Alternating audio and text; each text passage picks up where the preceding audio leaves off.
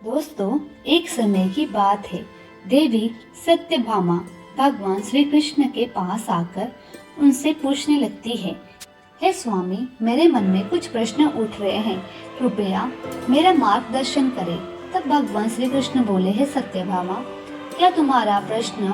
कृपया बताओ, तो मैं तुम्हारे प्रश्नों का निवारण करके हमें प्रसन्नता होगी।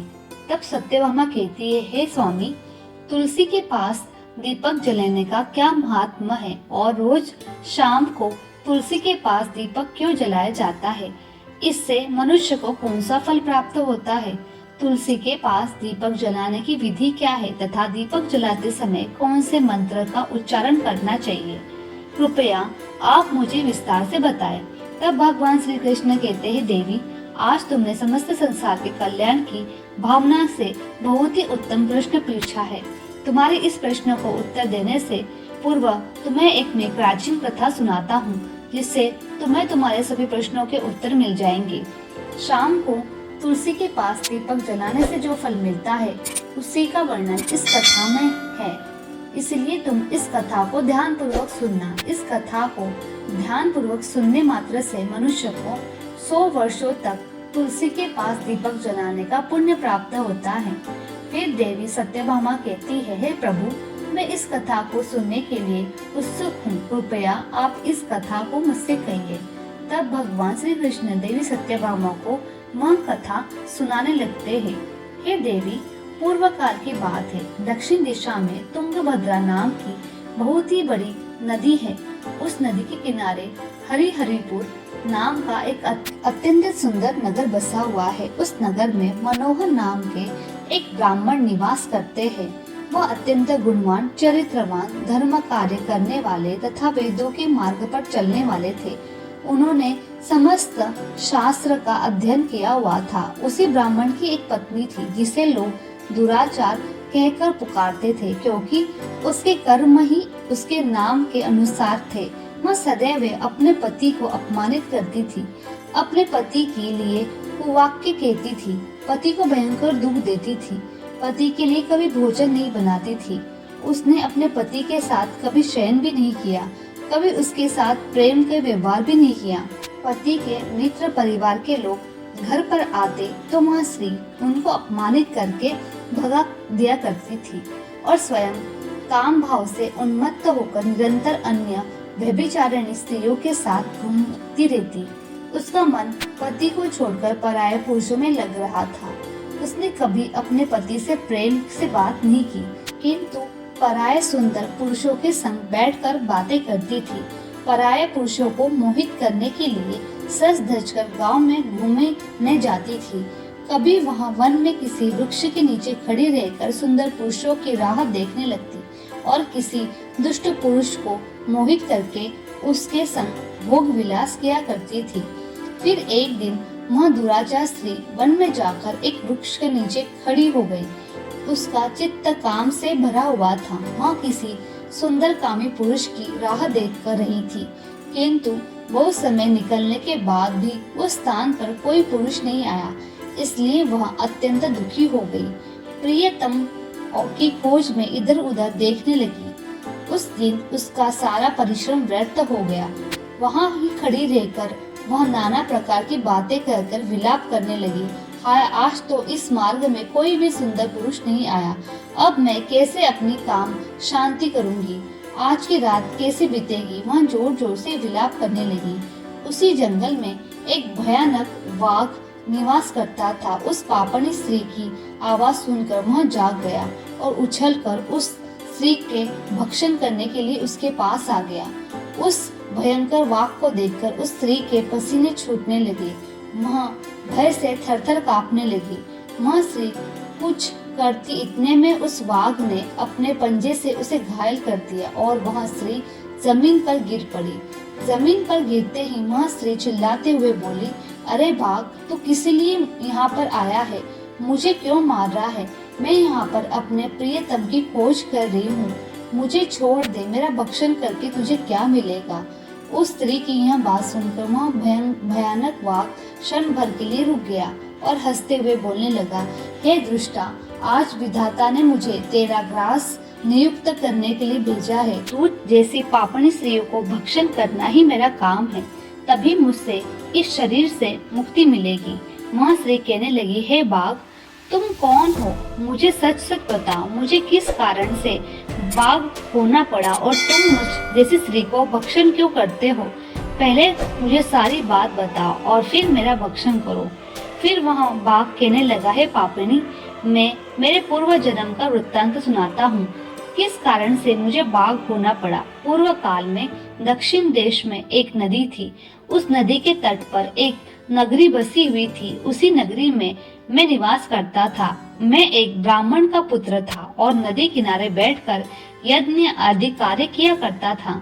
मैंने उस जन्म में अनेक पापियों के लिए यज्ञ किए, उन पापियों के घर भोजन किया। मैंने धन के लोभ में अनेक पापियों के लिए कार्य किए। जिन वस्तुओं का दान ब्राह्मण को नहीं देना चाहिए, उन वस्तुओं का दान मैंने ग्रहण किया और दूसरे से धन लेता था, लेकिन कभी वापस नहीं करता था। इस प्रकार से पाप करते हुए मुझे बहुत साल बीत गए और मैं बूढ़ा हो गया। मेरे बाल सफेद हो गए, आंखें सूज गई, मुंह के सारे दांत गिर गए, लेकिन फिर भी मेरी दान लेने की आदत नहीं छूटी।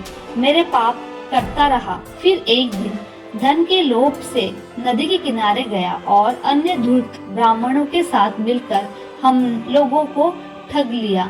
झूठे मंत्र वचन बोलकर हमने बिना विधि किए देवी देवता का पूजन किया और बहुत सारा धन दान में ले लिया। फिर उसी स्थान पर एक बीमार कुत्ते ने मेरे पैर को काट लिया और मैं मूर्छित होकर गिर पड़ा। उसी क्षण मेरे प्राण चले गए। फिर यम के 2 दूत उस स्थान पर प्रकट हुए और मुझे पकड़कर यमपुरी ले गए। वहाँ पर यमराज चित्रगुप्त से मेरे कर्मों का लेखा जोखा निकालने के लिए कहा। फिर चित्रगुप्त कहने लगे, हे धर्मराज, इस ब्राह्मण ने घोर पाप किए हैं। इसने दूसरों से झूठ कहकर धन लुटा है, विधि से पूजा न करके झूठे मंत्र बोलकर भगवान का अपमान किया है। इसीलिए यह पापी ब्राह्मण केवल नरक जाने के लिए योग्य है। फिर यमराज ने अपने दूतों को आदेश देकर मुझे नरक की अग्नि में डाल दिया। अनेक वर्षों तक नरक की सजा भोगने के बाद मुझे बाघ का शरीर प्राप्त हुआ है और मैं इस दुर्गम वन में निवास करने लगा। अपने पूर्व जन्म के पापों को याद करके कभी महात्मा, साधु पुरुष, सती स्त्रियों को भक्षण नहीं करता हूँ। मैं केवल पापी, दुराचारी तथा उल्टा स्त्रियों का ही भक्षण करता हूँ, ताकि मुझसे पाप से मुक्ति मिल जाए। इस प्रकार से उस बाघ ने अपने पूर्व जन्म का वृत्तांत सुना दिया और उस स्त्री को कहने लगा, हे पापिनी, तेरे आचरण से तू उल्टा दिखाई पड़ती है। अपने पति को छोड़कर तू इस वन में अन्य पुरुष के साथ भोग विलास करने के लिए आई है, इसलिए आज तू मेरा ग्रास अवश्य बनेगी। इतना कहकर उस बाघ ने अपने तीक्ष्ण आंखों से उस पापनी स्त्री के टुकड़े टुकड़े करके उसे खा लिया। फिर उस स्थान पर यम के 2 दूत प्रकट हुए और उस पापनी स्त्री को उठाकर यमपुरी ले गए। वहाँ पर उसे यमराज के सामने खड़ा किया। फिर चित्रगुप्त ने उस स्त्री का लेखा जोखा निकालते हुए यमराज से कहने लगे, हे धर्मराज, यह स्त्री तो अत्यंत पापिनी है। इसने घोर पाप किए हैं, इससे व्यभिचार किया है। इसने अपने पति की कभी सेवा नहीं की, अपने पति को भूलकर पराये पुरुषों के संग भोग विलास किया करती थी। उसने पापों को सुनकर यमराज ने उस स्त्री को अग्नि से भरे कुएं में डालने के लिए आदेश दिया। अनेक वर्षों तक उसे उस कुंड में पकाया गया। फिर उसे निकालकर रोवक नामक नरक में डाल दिया। इस प्रकार से उसे अनेक वर्षों तक अलग अलग नरकों में डाल दिया गया और नरकों में डालने के बाद वह महापापिनी स्त्री पुनः पृथ्वी लोक पर आकर चांडाल के रूप में उत्पन्न हुई। चांडाल के घर में जन्म लेकर वह फिर से अनेक पाप करने लगी, व्यभिचारिणी करने लगी, अनेक पापी पुरुषों के संग विहार करने लगी। फिर कुछ समय बाद पूर्व जन्म के पापों के कारण उसे कोढ़ का रोग हो गया और वह भयानक पीड़ा सहन करने लगी। उसका अंग अंग जलने लगा, उसके नेत्रों में पीड़ा होने लगी। इस दुख को सहन करते हुए वह दिन बिताने लगी। फिर एक दिन वह तीर्थ में स्नान करने के उद्देश्य से अंतपुर में चली गई। वहाँ पर एक आश्रम के बाहर निवास करने लगी। उस आश्रम में एक तुलसी का पौधा था। अन्य स्त्रियों को वहां पर तुलसी के पास दीपक जलाते हुए देखकर उस पापी स्त्री ने भी वही किया। उसने तुलसी के पौधों के पास एक दीपक जला दिया।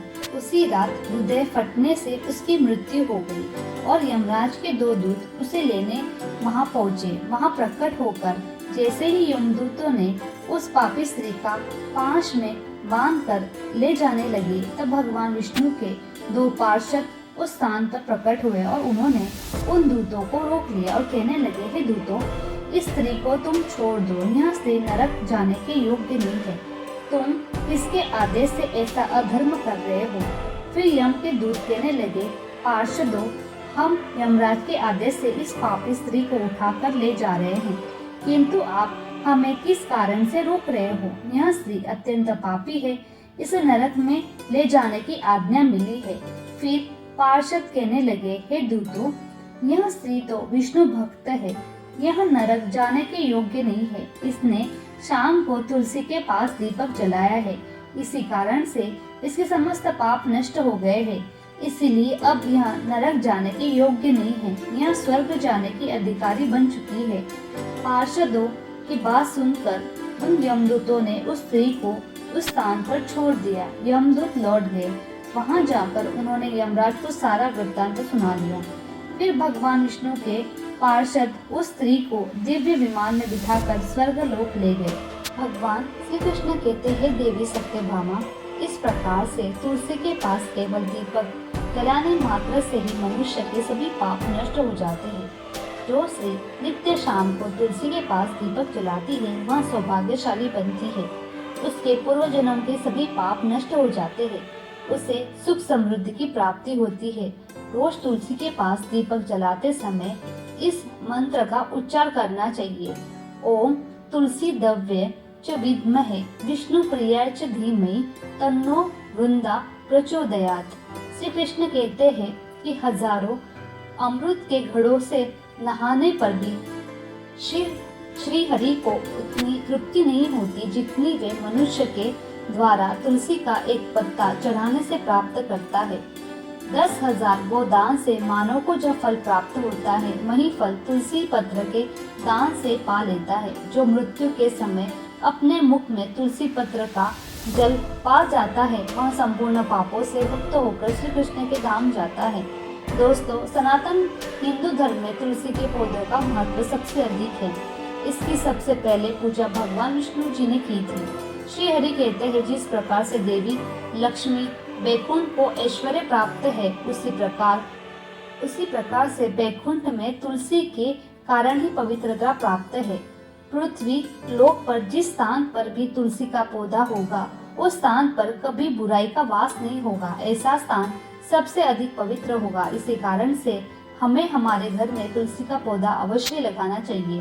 तो दोस्तों, इस प्रकार से भगवान श्री कृष्ण ने तुलसी के पौधे के पास दीपक जलाने का महत्व बताया। मैं आशा करती हूँ कि यह कथा आपको पसंद आई होगी। मेरी कहानी आप लोगों को अच्छी लगी तो मेरे चैनल को लाइक, शेयर और सब्सक्राइब करना ना भूलें। आप सभी का धन्यवाद।